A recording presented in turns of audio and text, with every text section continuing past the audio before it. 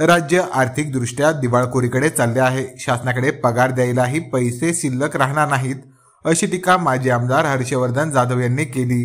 कन्नड शहरातील गिरणी ग्राउंड येथे आयोजित भारतीय समाज जागृती मेळाव्यात ते बोलत होते. दारूचे दर वाढवले तरी विक्री घटली असून उत्पन्न कमी झाले आहे. अवैध झाडतोडीस आळा घालण्यासाठी एकेकाळी 50,000 रुपयांचा दंड आकारला जात होता. तो कमी झाल्याने जंगल उद्ध्वस्त होत असून शासनाचे उत्पन्नही घटले आहे. महावितरण ग्राहकांना न विचारता प्रीपेड मीटर बसवत आहेत. त्यातून 5-5 हजार रुपयांची बिले नागरिकांवर लादली जात आहे. ब्रिटिशांना जसे पळवून लावले तसेच प्रिंटेड मीटरवाल्यांनाही पळवावे लागेल, असे माजी आमदार हर्षवर्धन जाधव म्हणाले. ते पुढे म्हणाले की शिष्यवृत्ती थकलेली आहे. सरकारी भरती पूर्णपणे बंद आहे. मग आरक्षणाचा उपयोग काय? विविध विभागातील हजारो जागा रिक्त असून एका ग्रामसेवकावर 5 ग्रामपंचायतीचा कारभार आहे. घरकुल लाभार्थ्यांना अनुदान नाही. मनरेगा योजनेअंतर्गत शेतकऱ्यांना थकीत पैसे नाहीत. शासकीय कार्यालयात काम होत नाही. राज्यातील 248 आमदारांना आमदार निधीच नाही. आयटी क्षेत्रात 12,000 अभियंत्यांना कामावरून कमी करण्यात आले आहे. शासनाच्या अनेक जमिनी खासगी लोकांच्या ताब्यात असून त्याचे भाडे जमा झालेले नाही, असेही त्यांनी निदर्शनास आणून दिले. दरम्यान जाधवांचे भाषण सुरू होताच वीज गुल झाली व भाषण संपताच वीज सुरळीत झाली. महावितरणने जाणून बुजून वीज बंद केली का, की त्यांच्यावर कुणाचा दबाव होता, असा प्रश्नही जाधवांनी प्रसंगी उपस्थित केला. मेळाव्यात त्यांनी अभ्यासपूर्ण मांडणी करत झोपलेल्या नागरिकांनाच नाही तर शासनाला देखील जागे करण्यासाठीच हा मेळावा आहे. आता जनतेने संघटित होऊन संघर्ष करण्याची वेळ आली आहे, असे आवाहन माजी आमदार हर्षवर्धन जाधव यांनी केले. यावेळी व्यासपीठावर दयानंद महाराज, माजी आमदार तेजस्विनी जाधव यांची देखील उपस्थिती होती. कारण की मुळात माणसंच कमी आहेत, त्याच्यावरती लोड खूप झालाय. कुठलंही शासकीय काम आता होईन असं झालेलं आहे. याचं मूळ कारण असं आहे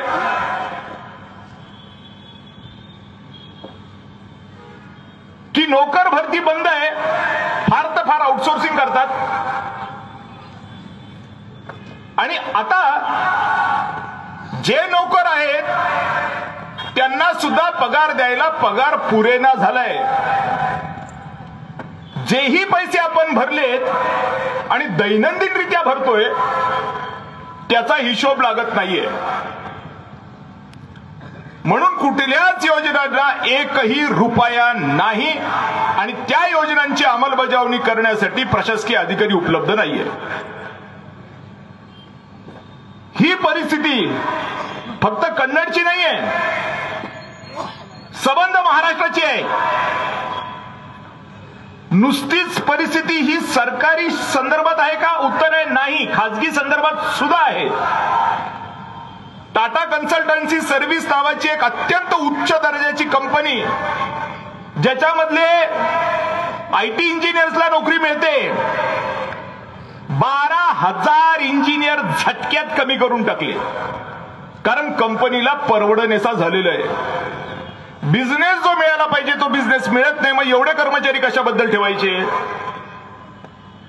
मी काल वाचत होतो, अमेरिकेमध्ये सुद्धा एक मोठ्या कंपनीने त्यांच्या 10 ते 15% लोकांना ले ऑफ देऊन टाकला. हे जे बिघडलेलं गणित आहे की आपण तर सगळं करतोय, आपण कुठेच कमी पडत नाहीये. टोल सुद्धा भरतोय हातनूरचा आपण. गाडी नवीन घेताना रोड टॅक्स सुद्धा आपण भरतोय. मग असं का होतंय? आणि म्हणून त्याच्यावरती तोडगा काढण्याची आवश्यकता आहे आणि आपण तोडगा काढणार आहोत. मगाशी मी सांगितल्याप्रमाणे मी काढलाय. महाराष्ट्रामध्ये अनेक सरकारी जमिनी खाजगी लोकांना ज्या वेळेला भाडे तत्वावर दिल्या गेल्या त्यावेळेला त्या लोकांनी भाडं भरलं नसल्याचं महाराष्ट्र सरकारच्या ऑडिट रिपोर्टमध्ये ऑडिटरने लिहून दिलं. आणि त्यांनी भाडं भरलेलं नसल्यामुळे करोडो अब्जावधी रुपये जे आपल्या तिजोरीत यायला पाहिजे होते ते आले नाही. इकडे आपण मात्र भरतोय, पण ते भरत नाहीये. आणि म्हणून अशी लोक कोणती आहेत जी ऑडिट रिपोर्टमध्ये दिसत आहेत, याचा मी शोध घेतला आणि त्याचा शोध माझा लागला. तो ऑडिट रिपोर्टच मला सापडला. माननीय उच्च न्यायालय छत्रपती संभाजीनगरमध्ये मी तो रिपोर्ट सादर केला आणि कोर्टाला विनंती केली की या संदर्भात या लोकांकडनं पैसे वसूल करा. अर्थात त्याच्या अगोदर राज्य सरकारकडेही मी गेलो की आता आम्ही नाही भरू शकत आहे कर, आमची कॅपॅसिटी संपली. आता आम्हाला दुकानदार विचारायला लागलेला आहे की तुला पक्की पावती देऊ का कच्ची पावती देऊ. पक्की पावती म्हटल्यावर मी हपकतो, कारण 18% जीएसटी लागतो. नको बाबा, मला कच्ची दे. आणि जोपर्यंत मी पक्की पावती भरत नाही तुमच्या सरकारला पैसे येणार नाही जितके यायला पाहिजेत. आणि म्हणून तुम्ही ना भरती करणार ना मला शासकीय योजना देणार, हात वरती करून बसून जाणार नाही, घड्याळाकडे दाखवणार, म्हणणार पैसे भरून टाका. आमच्याकडनं घेता यांच्याकडनं पण घ्या. आम्ही गरीब आहे पण ते श्रीमंत आहेत. ते श्रीमंत आहेत म्हणून ते फुकट खाणं हे संविधानाला मान्य नाहीये. पण सरकार त्याच्यावरती गप्प बसलं. मला त्याच्यात नाही जायचं, त्यांच्या लक्षात नाही आलं. रेती चोरतायत वाटते तितकी ती तापीची आणि त्या नागतमधून दररोज जातात ट्रक या आमच्या हिवरखेड रोडवरून. पण आमच्या जिल्हाधिकाऱ्यांना ते समजेनाचं झालंय, आमच्या महसूल मंत्र्यांना समजेनाचं झालंय की अरे रेती चोरली जाते, ही शासनाच्या तिजोरीत आणूया. अवैध दारूचा सुळसुळाट आहे, पण त्याचे पैसे सरकारच्या तिजोरीत आले पाहिजेत हे त्यांना लक्षात नाही येत आहे. वाटेल तितके उलटे पलटे धंदे चाललेत आणि त्याला नाईलाज आहे, कारण ते लोक म्हणतात की मग तुम्ही आम्हाला रॉयल्टी फाडून द्या. पण इथे रॉयल्टी फाडायला तयारच कोण नाहीये. लाकडं मी पकडली होती, ती लाकडं नंतर त्यांनी सोडवून घेतली. राज्य सरकारने 50,000 रुपये एक लाकड जर चुकीचं अवैधरित्या तोडल्या गेलं तर फीस ठेवली होती, दंड ठेवला होता, जो याच अधिवेशनामध्ये जुलैच्या मागच्या त्यांनी 1,000 रुपयावर आणला. 50,000चे 1,000 करून टाकले. राज्याच्या उत्पन्नात वाढ होणार तरी कशी. आणि राज्याच्या उत्पन्नात वाढ नाही झाली तर मग कर्ज काढलेलं आहे त्याचं व्याज कुठून भरणार. जे काही पैसे भरायचे आहेत ते आम्हीच भरायचे सर्वसामान्य माणसाने, आणि या निगरगट्ट्या लोकांनी मात्र मजा करायची. म्हणून शेवटी मी नाईलाजाने हायकोर्टात गेलो. हायकोर्टात केस दाखल झालेली आहे. 29 तारखेला, आज 15 तारीख आहे, 29 तारखेला त्याची हिअरिंग होईल. मी माझे प्रयत्न केले. एकच property royal western turf club Mahalakshmi रेसकोर्सची, याचं कॅल्क्युलेशन आम्ही केलं की ही प्रॉपर्टी राज्य सरकारने नियमित करून जर भाडं घेतलं तर पैसे किती येतील. मित्रांनो, तुम्ही अवाक व्हाल. जो रेट महालक्ष्मी रेसकोर्सला आहे मुंबई या ठिकाणी, जो इंटरनेटवरती उपलब्ध आहे, स्टॅम्प अँड रजिस्ट्रेशनची जी साईट आहे त्याच्यावरती 200 एकर जमीन आहे. मी डेव्हलपरला जर दिली तर जवळपास त्याचं डिपॉझिट 56 लाख करोड रुपये मिळेल. 56 लाख करोड. आणि त्याचं महिन्याचं भाडं 3.5 लाख करोड रुपये मिळेल. 200 एकर जमीन आहे. इथं काही ब्रोकर लोक असतील, जर मी तुम्हाला 200 एकर जमीन दिली मुंबई महालक्ष्मी रेसकोर्स मध्ये आणि सांगितलं की ही भाड्याने देऊन टाक, 100 एकर तुला ठेव, 100 एकर राज्य सरकारला दे. राज्य सरकारला जे 100 एकर देशील त्याच्यामधले 50 एकर डेव्हलपमेंटला गेले, 50 एकर वापर. 50 एकर म्हणजे किती? 2 लाख स्क्वेअर फीट. एका एफएसआयनी 7 एफएसआयनी किती झाला? Lakh square feet, 14 lakh square फीटचं महालक्ष्मी रेसकोर्सचं भाडं किती आहे, डिपॉझिट काय आहे आणि स्टॅम्प ड्युटी आणि रजिस्ट्री किती आहे? मुंबई महापालिकेचं बजेट 34-35 हजार, जास्तीत जास्त 40,000 कोटी.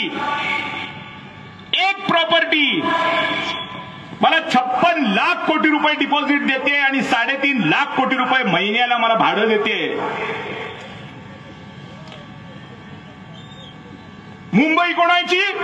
कोणी म्हणतं गुजरात्याची, कोणी म्हणतं मराठी माणसाची, कोणी म्हणतं तमिळ माणसाची, कोणी म्हणतं हिंदूची, कोणी म्हणतं मुसलमानाची, कोणी म्हणतं ख्रिश्चनची. अरे मुंबई मुंबईकराची. मुंबईमध्ये राहणारा माणूस तो बिहारी असेल, युपी वाला असेल, कोणी असेल, जो राहतो तिकडे तो त्याची मुंबई आहे. आणि ते सगळेजण मिळून कर किती भरतायत मुंबई महानगरपालिकेला? फक्त 3,000 कोटी. ही मुंबई महानगरपालिकेची प्रॉपर्टी आहे. महालक्ष्मी रेसकोर्सवरचं रॉयल वेस्टर्न टर्फ क्लब.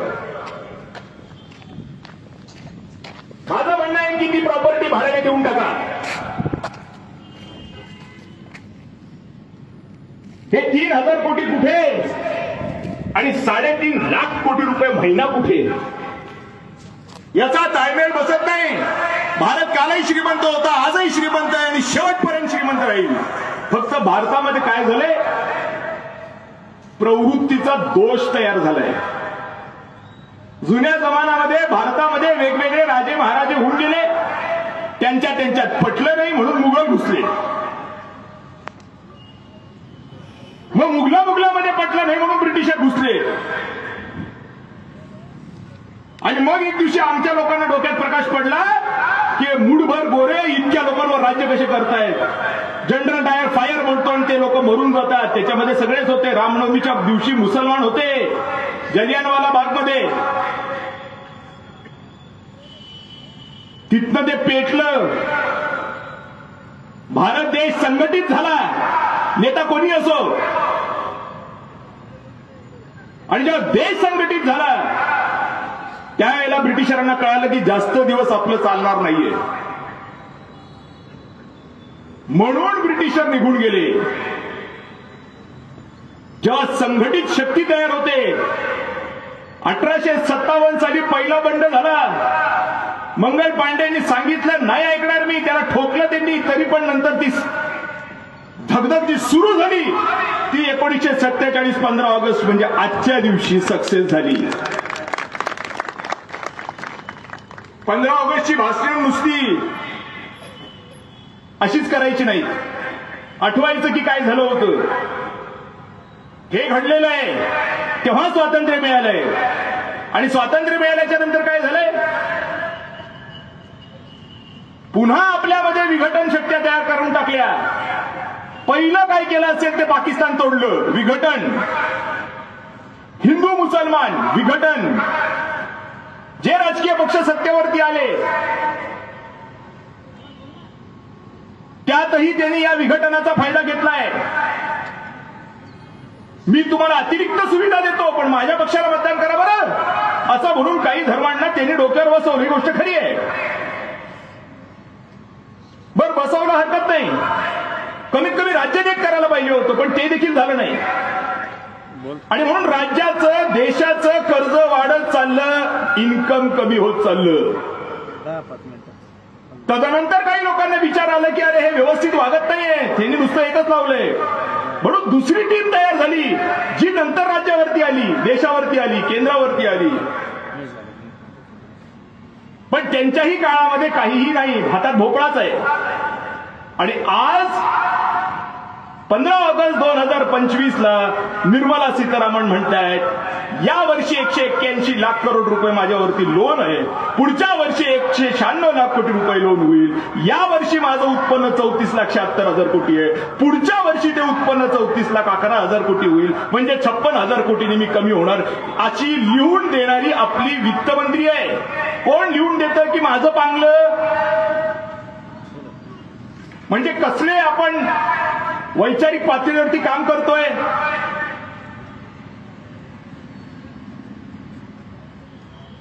आज या गोष्टी लक्षात घेण्याची आवश्यकता आहे की आता विघटन झालं तेवढं पुरे झालं, आपल्यातली भांडणं जी झाली तेवढी पुरे झाली, आता भांडणं करायची नाहीयेत. त्यामुळे पहिली गोष्ट जी मी तुम्हाला सांगेन, पहिल्यांदा जर काही करायचं असेल तर संघटित व्हा. इलाज नाहीये बरं. जर तुम्ही संघटित झाले तरच तुमचं चालणार आहे. तुम्ही विघटित झाले तर तुमचं चालणार नाही. आणि हे टपूनच बसले तुम्हाला विघटित करायचं, कारण त्यांचा धंदाच त्याच्यावरती चालतो. मी अनेकदा या लोकांना सांगितलं, अरे तुम्ही पण मराल, कारण दंगल झाली तर सगळ्यात पहिल्यांदा कुठलं दुकान फुटतं ते सोनाराचं फुटतं. चर्मकार समाजाच्या माणसाचं दुकान दंगलीत फुटत नसतं. स्वतःला आवरा. इतके स्मार्ट बनू नका की ते तुमच्या चांगलं देईल. इतक्या चोऱ्या करू नका की सिस्टीम कोलॅप्स होऊन जाईल. कारण सिस्टीम कोलॅप्स झाली की पहिलं घर तुझं तुटणार आहे. कारण माणसांना माहिती आहे की याच्याकडे पैसा आहे. आज पोलीस मी जरी 32 म्हणत असतो कन्नडला, रिव्हॉल्वर किती लोकांकडे आहे? जास्तीत जास्त 4 पोलिसांकडे रिव्हॉल्वर असतील. त्याच्यात बुलेट्स किती आहेत? देशात लोकसंख्या किती आहे आणि पोलीस किती आहेत?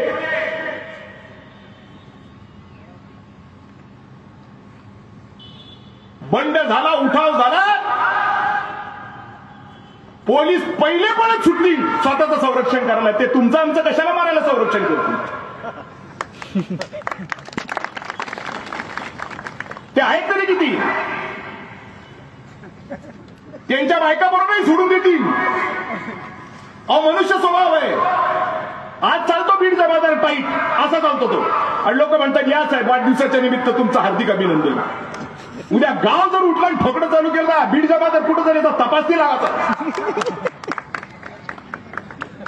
कलाटन याची बायको पोरं सोडून द्या, पळून जाईल. हा म्हणून माझ्याकडे रिव्हॉल्वर आहे. जब तक मेरे पास 6 गोली है तब तक मैं जिंदा है. 7वां आदमी आ गया कि मेरा भी बिस्मिल्लाह हुआ.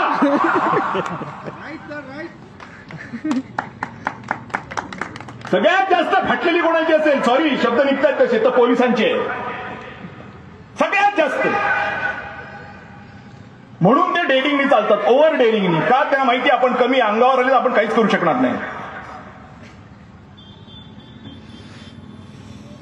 मध्यंतरी मी मस्जिदीच्या संदर्भामध्ये भोंगे जास्त जोरात वाजवू नका असं म्हणालो होतो. खरी गोष्ट आहे. त्याच्यामध्ये काही वेगळं होतं का? नाही. मी हार्टचा पेशंट आहे, मला भोंगेने त्रास होतो. पण ते म्हणणार कोण आहे? हायकोर्टामध्ये, सुप्रीम कोर्टामध्ये आदेश झाले की भोंगे इतक्या आवाजानेच वाजवायचे. तरी देखील त्याचं इम्प्लिमेंटेशन होत नाही. मी करायला गेलो तर मुस्लिम समाजाचे लोक माझ्यावरती नाराज झाले. मी त्यांना विचारलं, काय रे, सौदी अरेबियामध्ये भोंगा वाजतो का? ते म्हणे नाही. मग इथं का वाजवताय? कोणी दिले तुम्हाला भोंगे हातामध्ये? काँग्रेसने दिले? कशाबद्दल दिले? नंतर कोणीतरी सांगितलं दादाने त्या गाईची कत्तल बंद करून टाकली. त्याच्यावर पण मुस्लिम समाजाचे लोक नाराज झाले. कशासाठी हा हे करतोय? आतापर्यंत करत नव्हता, संघात गेल्यापासून हे करायला लागला. अरे मी पहिल्यापासून त्याच विचाराचा होतो, फक्त मी थोडासा जागृतीला कमी होतो. आता जागृत झालो, आता नाही आवरत नाही.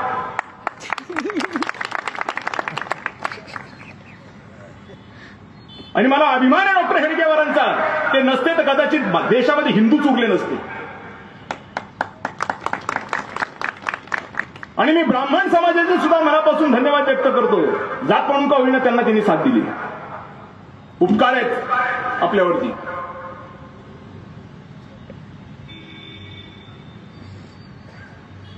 काही मुसलमान म्हणायला लागले की अरे गाईचं बैल, गाई आणि बैल कापल्यावरती तुम्हाला त्रास होता, मग बोकड्या कापल्यावरती का त्रास होत नाही? मी म्हटलं अजबच प्रश्न आहे. अरे म्हटलं ती देवी आहे आमची, 33 कोटी देवींचा जनक आहे आमचा, तुम्ही आदर ठेवा. सर्व धर्म समभाव आहे ना देश. पण त्याच्यात हिंदू देखील येतात. आता उद्या एखादा ख्रिश्चन म्हटला, कारण ख्रिश्चन लोकांमध्ये डुकराचं मटण खाण्याची पद्धत आहे की मला डुकराचं दुकान उघडायचं तहसील कार्यालयाच्या बाजूला, डुक्कर विकण्याचं. मुसलमान 50 त्या रोडनी जातील, चालू देतील ते दुकान. तो म्हणेल सर्व धर्म समभावामध्ये मी पण येतो, मी पण ख्रिश्चन आहे, मला डुक्कर खावं असं वाटतं, तुम्ही मला खाऊ देऊ नाही लागले, मग भांडणं करायची. आमच्याकडे अनेक जातीचे लोकांचे डुक्कर खातात, तुम्ही म्हणणार डुक्कर खायचं नाही. अरे का नहीं, वो बहुत बद जानवर है, वो बद जानवर है फिर भी उसको मारने का नहीं है, ये हमारी देवी उसको मारने का है, कैसा चलेगा, कैसा चलेगा. तू हमारा रिस्पेक्ट करो, हम तुम्हारा करेगा. आणि हेच खटकतं त्या लोकांना ज्यांची पोळी याच्यावर भाजल्या जाते. म्हणून एकीकडून ज्याला मी म्हणतो भोंग्याचा आवाज कमी करा, तिकडून एक फोन जातो आणि म्हणतात भोंग्याचा आवाज वाढवा. कारण भोंग्याचे आवाज वाढले, जोरात झाली अजान की हिंदू बरोबर जिकडे जायचं तिकडे जातात. आणि मग काय होतं तर दिवाळखोर देश. त्याचं काहीतरी यांनी चांगलं केलं असतं तर त्याचंही अभिनंदन होतं, पण ते देखील नाहीये. गव्हर्नमेंटमध्ये भरती नाही, टीसीएस मध्ये 12,000 प्रायव्हेट इंजिनियर कमी झाले. अरे कुठे घेऊन चाललाय तुम्ही? चक्रा मारून माझा शेतकरी थकला, ना त्याला घरकुलचं पेमेंट आहे, ना विहिरीचं पेमेंट आहे, माझ्या तरुण पोराचं भवितव्य काय आहे. तुम्ही हे सगळं करताय तर मग त्याच्यात काहीतरी चांगलं करा, करायचं जरी असेल तुम्हाला तरी. ते देखील नाहीये. मग काय करायचं तुम्हाला? गाडी घेऊन हिंडायचं आमच्या समोर. एक यादी दाखवतो, एक यादी करा, ऐका आपलं स्क्रीनवाला जरा बघा, जर तुम्हाला दिसत असेल तर. हे करत करत असले धंदे विघटनाचे काय परिस्थिती निर्माण झाली आहे. आज या सरकारच्या आमदारांकडे आमदार फंड नाही. ती शीट आहे करे, आमदार फंडाची शीट दाखवा. आमदार फंड नावं काय आहेत वाचा. संजय शिरसाट पहिल्या क्रमांकावर आहे, मंत्री आहेत, कॅबिनेट मिनिस्टर आहे. पैसे किती आहेत, द्यायचे किती आहेत त्याला? 5 कोटी. मिळालेत किती? 0. अरे समाज कल्याण खात्याचा कॅबिनेट मिनिस्टर आणि आमदार फंड 0. दुसऱ्या नंबरवर नाव काय? अतुल सावे. तो पण माणूस कॅबिनेट मिनिस्टर आहे. आमदार पहिला, मग कॅबिनेट मिनिस्टर. आमदार फंड किती? 0. परवा केणेकर आले होते, आम्हाला पण बरं वाटलं की आपला जावई आमदार झाला, पण त्याला आमदार फंड किती आहे? 0. काही लोकांना वाटत होतं की हर्षवर्धन फारच बाराच आहे म्हणून ते घरातून आम्हालाच बाहेर काढलं आणि ते जाऊन खुर्चीत बसले. आम्ही करून आणले, आमच्या बरोबर बसले. ठीक आहे, चांगली गोष्ट आहे. असेल हर्षवर्धन काय असायचा तो, पण तुला पण आमदार फंड बाळा 0च आहे. ते काय कार्यालय लावले तिकडे समोर? त्याचं लाईट बिल भरला पैसे आहेत का तुझ्याकडे?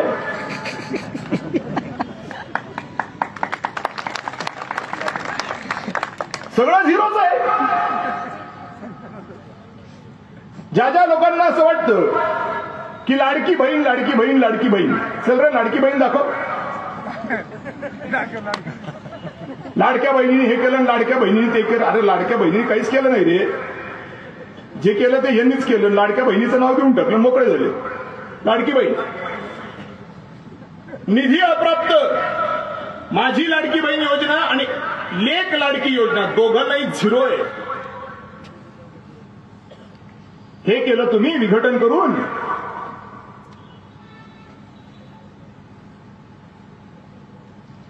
बात आता ते देणार आहेत का? देणार आहेत का? हम होंगे कामयाब एक दिन. कब दिन? कौन से दिन? लहानपणापासून मी तेच म्हणतोय, हम होंगे कामयाब, हम होंगे कामयाब एक दिन. तो एक दिन कधी यायचा? माझ्या पोरांची पोरं व्हायची वेळ आली तरी एक दिन येईन. काय परिस्थिती आहे बघा ना. डोळे उघडा, डोळे बघा नीट. हे केव्हा जेव्हा महाराष्ट्राच्या बजेटमध्ये पैसे कुठून येतात ते चार्ट काढा. महाराष्ट्र बजेटसाठी सरकारकडे कुठून येतो पैसा? हे सगळे कागद माझ्या घरची नाहीत बरं, ही सरकारी कागद आहेत. यावी आणि घेऊन जावी. कुठे कुठे भरतोय कर, कृषी उत्पन्नातील कर हा राज्य सरकारचं म्हणतोय मी, उत्पन्न व खर्च यावरील इतर कर, जमीन महसूल कर, मुद्रांक व नोंदणी फी कर, राज्य उत्पादन शुल्क कर, विक्री व्यापार इत्यादींवरील कर, राज्य वस्तू व सेवा कर, वाहनांवरील कर, माल व उत्तरांवरील कर, काय यांची भाषा आहे, बर, विजेवरील कर व शुल्क, विक्रेय वस्तू व सेवा यांच्यावरील इतर कर व शुल्क. अरे झालं ना, एकदा वस्तूवर काय, वस्तू व सेवा यांच्यावरील कर झालं, आता पुन्हा वस्तू व सेवा यांच्यावरील इतर कर व शुल्क कशाबद्दल, यांना पुरच ना. कितीही हे आपण महाराष्ट्र सरकारला भरतोय, हे कर आहे ते, प्लस टोल टॅक्स वेगळा. केंद्र सरकारला काय देतोय आपण, केंद्र सरकारचं काढा जरा. केंद्र सरकारला आपण 22% इन्कम टॅक्स देतोय, शेतकरी देत नसतील पण बाकीचे लोक देत आहेत. 18% जीएसटी देतोय, 4% एक्साईज देतोय, 17% कॉर्पोरेशन टॅक्स, म्हणजे जे वेगवेगळ्या कंपन्या चालतात ज्याच्यातून आपण साबणाची कंपनी, चपलेची कंपनी, टूथब्रशची कंपनी, टूथपेस्टची कंपनी, मोटरसायकलची कंपनी, विमानाची कंपनी, लाईटची कंपनी, स्टेजची कंपनी, माईकवाल्याची कंपनी, हे सगळे ते 17% भरतायत, प्लस ते जीएसटी भरतायत, प्लस इन्कम टॅक्स भरतायत, प्लस टोल टॅक्स भरतायत, रोड टॅक्स भरतायत. काय नाही भरत आहेत ते. सर्वसामान्य शेतकरी किती भरतोय, पेट्रोल मागे 40 रुपये शिल्लक भरतोय. तो हिंदू आहे, मुसलमान आहे, बौद्ध आहे, ख्रिश्चन आहे, मराठा आहे, ओबीसी आहे, पोलीस आहे, साधा आहे, त्याला कुठलंही काहीही सूट नाही. पैसे भरणंच त्याला, गरम गरम पैसे दररोज सरकारला आपण भरतोय आणि ते पैसे या सरकारला पुरत नाहीये. जगभरातली स्थिती आहे, महाराष्ट्रातली असं म्हणत नाही मी, हे गणित चुकलंय. करातून पैसे निर्माण करण्याच्या संदर्भातला ज्यावेळेला विषय येतो त्यावेळेला अर्थातच कर बुडवे पण येतात. जसे रेती चोर, कर बुडवे. ते पैसे सरकारला जातात का? नाही. पुन्हा काय सांगितलं, लक्षात यावं म्हणून सांगितलं. अवैध वृक्षतोड सरकारला पैसा जातोय का? नाही. जे लिटिगेशन मी टाकलंय कोर्टामध्ये, जनहित याचिका, ते पैसे लोक सरकारला भरतायत का? नाही. मग सरकारला पैसे भरताय कोण? तुम्ही आणि आम्ही.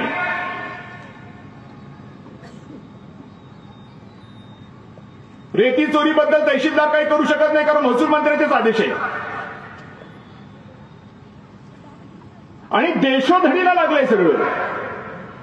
म्हणून पहिली गोष्ट जर कुठली करायची असेल तर ती संघटित व्हावं लागेल आपल्याला.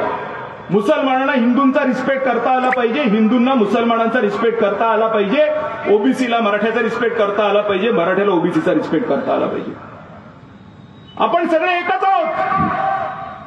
पण आपल्या भांडणामधून हे असलं घाणेरडं चित्र तयार झाले की सगळं करून देखील कोणाला काही मिळत नाही आणि सूट कोणालाच नाहीये, फक्त चोराला सूट आहे. आणि त्या चोराच्या सुटीपायी माझ्या आमदाराला पैसे नाहीयेत, माझ्या घरकुलाला पैसे नाहीत, माझ्या विहिरीला पैसे नाहीयेत, माझी नगरपालिका साधा ढिगार नाही उचलू शकत. तिथे 3 महिने झाले पोलिसांना बॅरिकेड लावावे लागले, काय तर ट्रॅफिक जाम होते. लाज निघाली माझ्या नगरपालिकेची, कारण माझ्या डीपीडीसीला पैसे नाहीयेत, कारण माझं राज्य सरकार म्हणते की पैसे नाहीयेत, कारण माझा अर्थमंत्री म्हणतोय की माझ्याकडे पैसे नाहीयेत, तुम्ही द्या. म्हणून शेतकऱ्यांकडनं पैसे वसूल केले.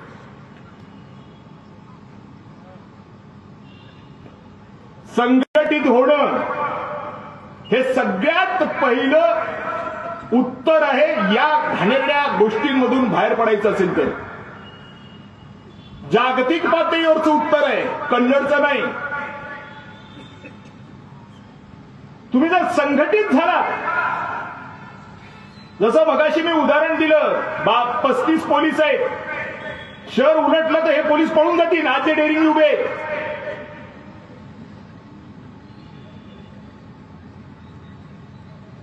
आपल्याला त्याला पळवायचं नाहीये, त्याला इज्जत द्यायची, पण त्यांनी पण ध्यानावर राहण्याची गरज आहे. पण ते काय करतील, वरून आदेश आहेत, हा ट्रक सोडून दे, हे काय करतील. म्हणून प्रवृत्तीमध्ये बदल, पहिलं संघटन, दुसरा प्रवृत्ती बदल. ज्या वेळेला कोणाचीच प्रॉपर्टी नाहीये, अशा प्रॉपर्टीचे तुम्ही मालक होऊन जाता, त्यावेळेला नैसर्गिकरित्या तुमच्यामध्ये भाव जागतात की आता मी याचं काही करू शकतो. आणि जेव्हा तुमच्यामध्ये हे चुकीचे भाव जागतात की मी याचं काही करू शकतो, एक दिवशी ते फिरून तुमच्याच दारात येतं. जसं आज आलंय, सरकारला कळना झालंय की आता करावं तर काय करावं. दारूचे रेट वाढवून टाकले, त्यांनी दारूचा खप कमी झाला, आणखीन जास्त गटारगंगेत सरकार चाललंय. 50,000 रुपये मगाशी सांगितलं की एक झाड तोडल्याच्या नंतर सरकारला देय होते, 1,000 रुपये करून टाकले, सरकारचं नुकसान झालं. सरकारच्या लोकांना कळना झालंय की उत्पन्न कसं वाढवायचं. आज आपल्याला झळ आहे, आज आपल्या नगर परिषदेला आपल्याला स्वच्छ पाणी द्यायला पैसे नाही, जेव्हा की मी नगर परिषदची पाणीपट्टी भरतोय, मी हे सगळे कर भरतोय, त्याच्यात राज्याला आणि केंद्राला पैसे येतील. पण माझं केंद्र सरकारही दिवाळखोर आहे, कारण ज्याचं उत्पन्न त्याच्या कर्जाच्या पेक्षा कमी होतं ते दिवाळखोरच म्हटलं गेलेलं आहे. माझं केंद्र सरकार दिवाळखोर झालंय, माझं राज्य सरकार दिवाळखोर झालंय, माझी नगर परिषद दिवाळखोर झाली, मी दिवाळखोर झालोय.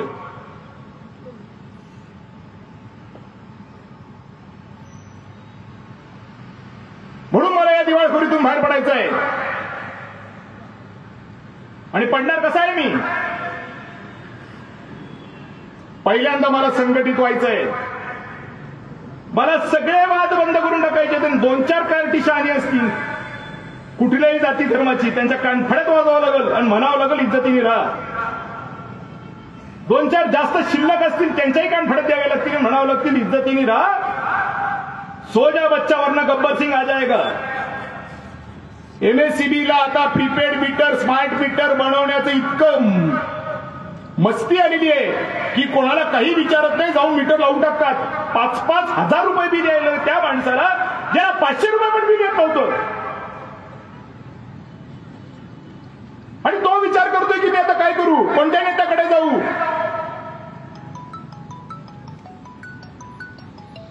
हे जर संघटित असता तर काय झालं असतं. मजा होती त्याला मीटर लावायची, पण संघटित नाहीये म्हणून मीटर लावू शकला. शेजारचा म्हटलं पटकन लाव, माझा दुश्मन आहे. अरे तुझा दुश्मन आहे, पण हा जो मीटरवाला आहे हा साऱ्याचा दुश्मन आहे, त्याला त्याच्या पैशाची घेणं आहे. म्हणून तू संघटित होऊन जा. तू संघटित झालास तर त्याची मीटर बसवण्याची हिंमत होणार नाही. जसं ब्रिटिशांना आपण पळवून लावले, तशी ही प्रवृत्ती सुद्धा आपल्याला पळवून लावावीच लागेल. म्हणून संघटित होणं पहिलं. आता लाईट गेलेत कन्नड शहरामधले, इथे लाईट चालू आहेत, कारण मला माहिती होतं लाईटचा गोंधळ होणार आहे. प्रीपेड मीटर ज्यांच्याकडे बसले, आता लाईट गेले, याच्या बाबतीमध्ये तो प्रीपेड मीटरवाला काय करणार आहे. तो लाईट देणार आहे का मला. लाईटची व्यवस्था न लावता तू मला प्रीपेड मीटर माझ्या डोक्यावर आणून बसवतोयस आणि वाकड्या तिकड्यात गेला तर पोलिसांना आणून चोपून काढीन, तुझ्यावरती गुन्हा दाखल करून टाकीन म्हणतोयस. त्याचं एकच कारण आहे, कारण मी संघटितच नाहीये. म्हणून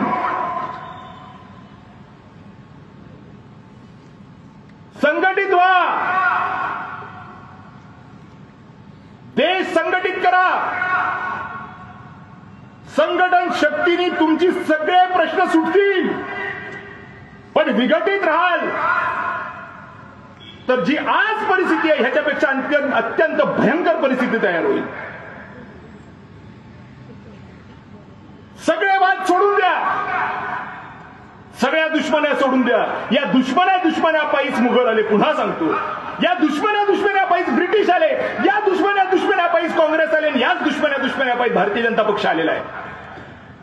आणि हातात ढेकळं हे आमदाराला 0 पैसे. काय दिवे लावले हे विघटन करून. म्हणून मोहन भागवत सरांनी मध्यंतरी मुस्लिम धर्मगुरूंची बैठक घेणं सुरू केली की संवाद साधूया आणि देश एकत्र करूया.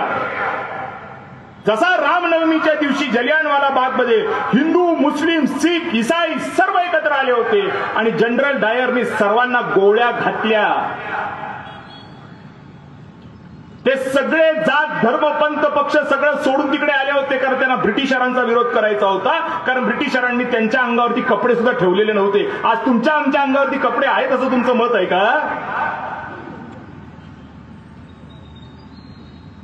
आहेत का कपडे अंगावरती? त्याला ब्रिटिशर होते, आज आपलीच माणसं आहेत, पण बेभान झालेले आहेत. आणि या बेभान लोकांना आवरणार कोण? आपल्यालाच आवरावं लागेल. आणि कसं आवरणार आहोत आपण? संघटनेने. म्हणून पहिली गोष्ट संघटना बांधा. सगळं जाऊ द्या. मराठा आरक्षण लोक मागतायत. मी पण राजीनामा त्यावेळेला दिला होता. पण मला सांगा, सरकारी भरतीच नाहीये तर आरक्षण घेऊन करायचं काय? जे लोक आरक्षणामध्ये बसलेले आहेत तिथे अनेक लोक ओबीसी समाजाचे आहेत. मिळतायत का नोकऱ्या तुम्हाला? मिळतायत? जरा ते शिष्यवृत्ती काढा. शिष्यवृत्तीचं पेज काढा.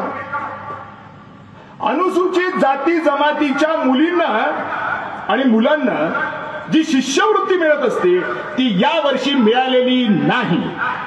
हे चित्र आहे समोर, दाखवा. 1ली ते 4थी 0. कागद आहे. काय परिस्थिती आहे? अरे जिथे अनुसूचित जाती जमातीच्या मुलींना आम्ही नाही शिष्यवृत्ती देऊ शकत, तिकडे मराठा समाजाला देणार कुठं आहोत आपण? आणि मग काय करणार आपण? भांडणं करणार, पुन्हा विघटन. त्यांना दिलंय, आम्हाला दिलं नाही. अरे त्यांना पण नाही, आपल्याला पण नाही. मागतोय काय आपण? कारण ते आणि आपण एकच आहोत. तेही पेट्रोल मागे 40 रुपये भरतायत, तुम्हीही भरताय, आम्हीही भरतोय. पण असं जर म्हटलं तर मराठा समाजाचे लोक अंगावर येतील माझ्या. मग तू आमच्या विरोधात चाललायस.